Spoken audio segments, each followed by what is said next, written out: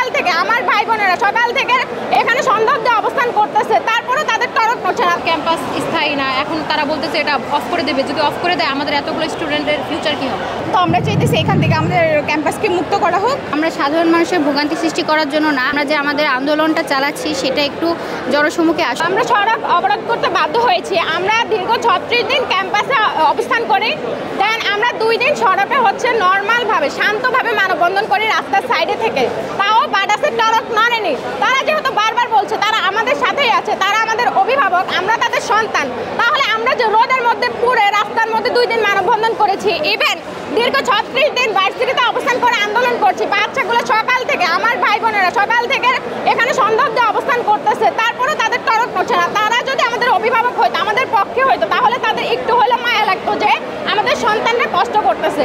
আমাদের 3 দফা দাবি চলতেছে। আমাদের ভর্তি সময় বলা হয়েছে এটা আমাদের স্থায়ী ক্যাম্পাস, কিন্তু এখন এরকম দেখা যাচ্ছে এটা আমাদের স্থায়ী ক্যাম্পাস না। তো আমাদেরকে 2-3 দিন আগে একটা নোটিশ দেওয়া হয়েছিল যে আমাদেরটা অনির্দিষ্টকালের জন্য বন্ধ করা হচ্ছে প্রতিষ্ঠান।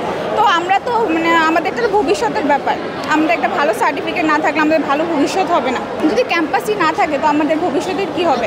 আমরা বাবা মাদের এখানে কষ্ট করে আমাদের ভর্তি করেছে। ক্যাম্পাস স্থায়ী না, এখন তারা বলতেছে এটা অফ করে দেবে। যদি অফ করে দেয় আমাদের এতগুলো স্টুডেন্টের ফিউচার কি হবে? আমাদের এই নিয়ে প্রায় 7-8 বার ঘোরানো হয়েছে, ইভেন আমাদের দলিলও দেখাইছে।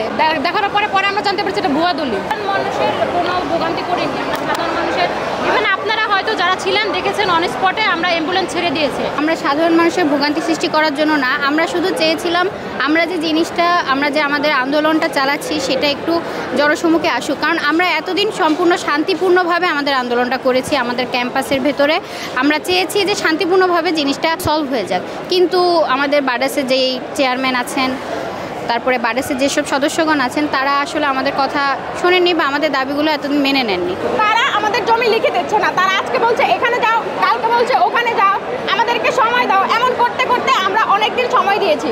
2022 সালে ইউজিসি থেকে নোটিশ আসে যে এইখানে আমাদের ক্যাম্পাস মেয়াদ শেষ হয়ে গেছে, তারপরে তারা আমাদের কাছে নোটিশগুলো লুকাইছে। যখন আমাদের সামনে আসছে তখন তারা আজকে এটা না ওটা 3 তারিখে আমাদেরকে ভুয়া দলিল, ফেক দলিল দেখিয়ে দেন বলেছে আমাদের ক্যাম্পাস লিখে দেওয়া হয়েছে। তারপর আমাদের সামনে সকল সত্যি চলে আসে, দেন আমরা এখানে তাও ক্যাম্পাসে শান্তভাবে থাকি। আমাদের স্থায়ী ক্যাম্পাস করতে হবে, আমাদের ভার্সিটিকে রেড লাইনে ফেলা হয়েছে। তো আমরা চাইতেছি এখান থেকে আমাদের ক্যাম্পাসকে মুক্ত করা হোক। আর আমাদের যতটুকু জমি আছে 5.57 একর আমাদের জমি আছে, তো আমরা চাইতেছি আমাদের এটা বুঝিয়ে দেওয়া হোক। তো বাডাসের কাছে আমরা একটাই দাবি যে আমাদের যতটুকু একর আমাদের জমি আছে এটা যেন আমাদের শুধু BOHS এর নামে দেওয়া হয়।